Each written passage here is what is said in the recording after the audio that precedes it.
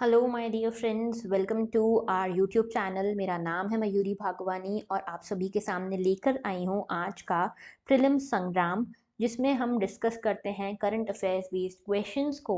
और हर रोज़ आता है ये मंडे टू फ्राइडे 9:15 PM पर।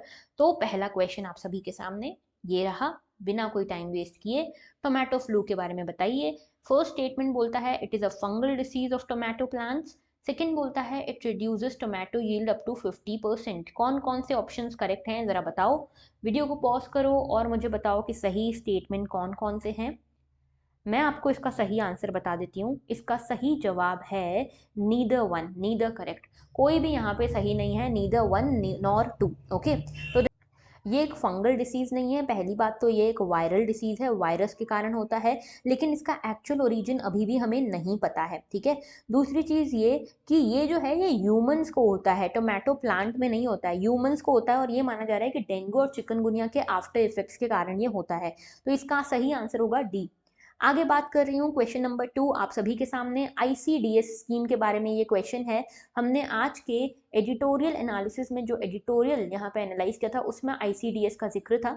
तो बताओ इसमें फर्स्ट टाइम जो स्टेटमेंट है वो कहता है it is a central sector scheme for nutritional and educational benefits of the children and their mother. Second statement कहता है आईसीडीएस सर्विसेज में immunisation, non formal education for the children in pre school, health and nutritional education, referral services ये सब मिलती हैं। और third statement बोलता है that it comes under the ministry of women and child development. कौन कौन से स्टेटमेंट सही हैं ज़रा बताओ। वीडियो को पॉज करो, सोचो समझो और फिर इसका आंसर दो। इसका सही जवाब मैं आपको बता देती हूँ।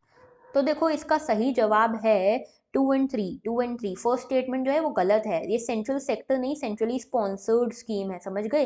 सेंट्रली स्पॉन्सर्ड स्कीम है, न्यूट्रिशनल और एजुकेशनल बेनिफिट्स के लिए बच्चों की, सही है। मदर्स भी इन्वॉल्व है, सही है, लेकिन सेंट्रली स्पॉन्सर्ड स्कीम है, सेंट्रल सेक्टर स्कीम नहीं है ये। ठीक है। सेकेंड और थर्ड स्टेटमेंट सही है। नेक्स्ट क्वेश्चन, क्वेश्चन नंबर 3 आप सभी के सामने। रंगनथिट्टू बर्ड सेंचुरी कहाँ पे लोकेटेड है बताओ जरा। आज ही सुबह हमने डीएनए में इसको डिस्कस किया हुआ है। A Kerala, B Tamil Nadu, C Telangana and D is Karnataka. सोचो, वीडियो को पॉज करो और फिर इसका जवाब दो। मैं आपको इसका सही जवाब बता देती हूँ। इसका सही जवाब है कर्नाटका। कर्नाटका के मांड्या डिस्ट्रिक्ट में पड़ता है, मैसूर के पास में ये डिस्ट्रिक्ट है। वहाँ पे ये रंगनाथिट्टू बर्ड सेंचुरी मिलती है जो कि कावेरी रिवर के कोस्ट पे पड़ती है। ओके, आगे बात करते हैं क्वेश्चन नंबर 4। पॉलिटी से रिलेटेड ये क्वेश्चन आप सभी के लिए रखा है मैंने। क्वेश्चन है about the right against exploitation in constitution of India. कौन कौन से इसमें राइट्स आते हैं राइट अगेंस्ट एक्सप्लॉइटेशन में। First statement is prohibition of traffic in human beings and forced labour.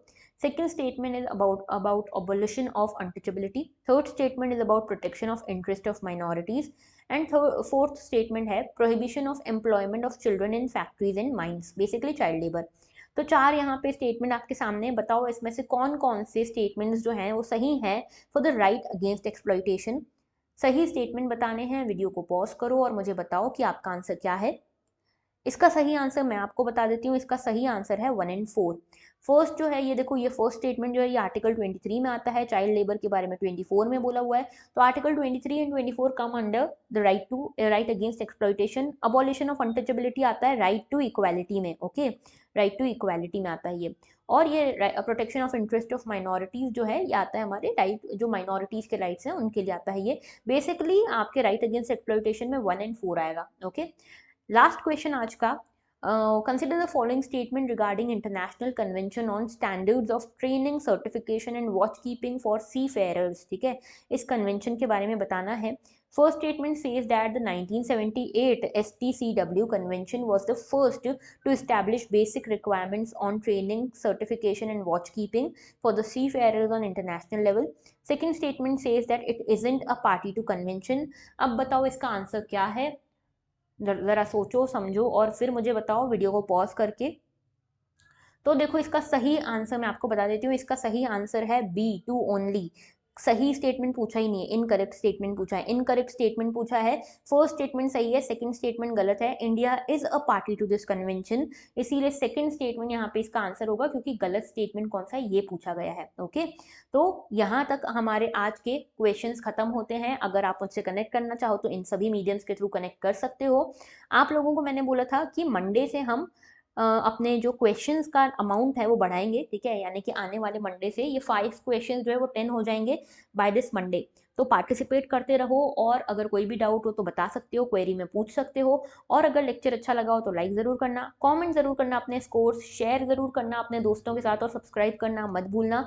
Specially comment अपने स्कोर्स करना मत भूलना, क्योंकि आप अगर कमेंट करते हो अपने स्कोर्स तो आप हिस्सा बन जाओगे चेज योर गोल इनिशिएटिव का, जिसमें आपको मेरी साइड से मिलेगा क्या, एक फ्री मेंटरशिप कॉल। ओके, अगर आप हमारे इनिशिएटिव में पार्टिसिपेट करते हो तो। ऑलराइट, तो इसको कमेंट जरूर करना अपने स्कोर्स को। And that was all for today. Thank you for watching and have a very good day.